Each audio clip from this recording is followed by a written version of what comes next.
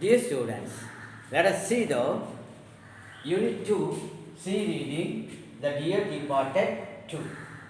Now, in this play, already we have seen in the part 1 about Abel is getting down from the upstairs. While getting down, Abel asks, "What's the matter with little Vicky?" He is surprised to see his daughter and his son-in-law, Mr. and Mrs. Ben. "Hello, what brings you here? How is yourself, Ben?" Abel thrusts his hand, but he moves back to sofa to a safe distance. Amelia approaching gingerly to Abel and asks, "Father, is that you?" And she pokes him with a hand to see if he's solid. Abel, "Of course it's me. Don't do that, Amelia. What the devil do you mean by this tomfoolery? Tomfoolery. What does it mean by tomfoolery? Tomfoolery means foolish behavior. Hey, I'm quite right, but for a bit of headache and asked Amelia, what the devil did I do with my new slippers? Aren't they by the earth, Father? I didn't see them, Amelia. Mrs. Jordan says, "Are you keeping quite well?" "Yes, I am quite well." Abel says, observing the Henry is trying to remove his new slippers. "Why have you got up them on, Henry?" Father, I told him to wear them, to stretch them, because they were hard and new." "Well, I don't see. It's a good thing. Stepping into a dead man's shoe in a hurried manner." At that time, Victoria runs towards Abel and sits on the floor at his feet and says, "Oh, Grandpa, I am glad. Oh, Grandpa, I am glad you are not dead." "Who has gone dead?" Amelia interrupts and says, "Father, Victoria says about your head." "Oh, thank you, Vicky, but I am feeling better now." He asks Amelia, "Why are all in a mournful dress? Who has gone dead? Is it someone in the family?" "No one, Father. It is relations of Ben." "What relations of Ben?" "His brother, Father." At once Ben gets angry. "Hey, damn it, I never had one. What was his name, Ben?" He struggles to say the name. At the time, Amelia and Elizabeth simultaneously says, "Frederick, Albert." Later, Ben says, "Fred or Isaac." "Isaac? Where did your brother Isaac die?" "In Australia." Then Abel says, "Well, I suppose you have been waiting for me to begin tea. I am feeling hungry. Let us move to the dining table." Abel sits in the head of the dining table facing the spectators. What is meant by spectators? Persons who are watching events. They are all. Now, Mrs. Abel calls Amelia and Henry. "What the devil did you mean by my shifting the bureau there and my clock?" "Oh, it's on the mantelpiece." On the mantelpiece the clock is there. How it comes down?" At once Mrs. Jordan pointing the bureau and asks, "Was it one, Father?" "Why, it's my bureau, the one I bought."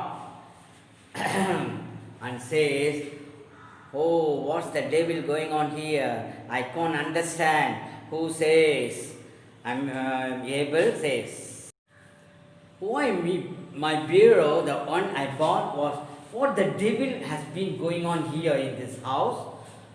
Abel asked to all. At that time, Mrs. Jordan says, "I'll tell you, Father, that is nothing short of robbery." "Please, Elizabeth, be quiet." Who says? Mrs. Slater says, "I won't be quiet. Oh, I call it double-faced." Henry tried to stop Mrs. Jordan and says, No, Elizabeth, please." Mrs. Jordan says to Henry, "Are you too? Henry, are you such a poor creature that you must do every dirty things she tells you?" Abel gets angry and shouts, Damn it all! Will someone tell me what's going on? Mrs. Jordan says, yes, but I will not see you robbed. Who has been robbing me? Mrs. Jordan says, Amelia and Henry. They sneaked into the room like thieves in the night and stole them after you were dead. Henry and Slater chorously says, shh, quiet Elizabeth. Abel asks, who was dead? You, but I am not dead. They thought you were. Abel looks all of them and says, oh, that's why you all of you in black today.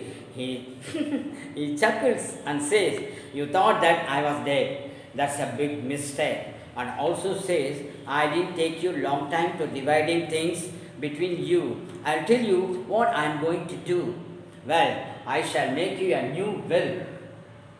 I shall make you a new will, leaving all my properties to whoever I am living with them when I die. Who says? Abel says. Then Amelia and Elizabeth quarreled with each other on hearing about his property. Abel, hey, you both say that because of what I have told you about leaving me money, but you don't want me. Well, I will go to someone who would care about me. Mrs. Ben says, Mr. Abel, you can leave any one of your daughters.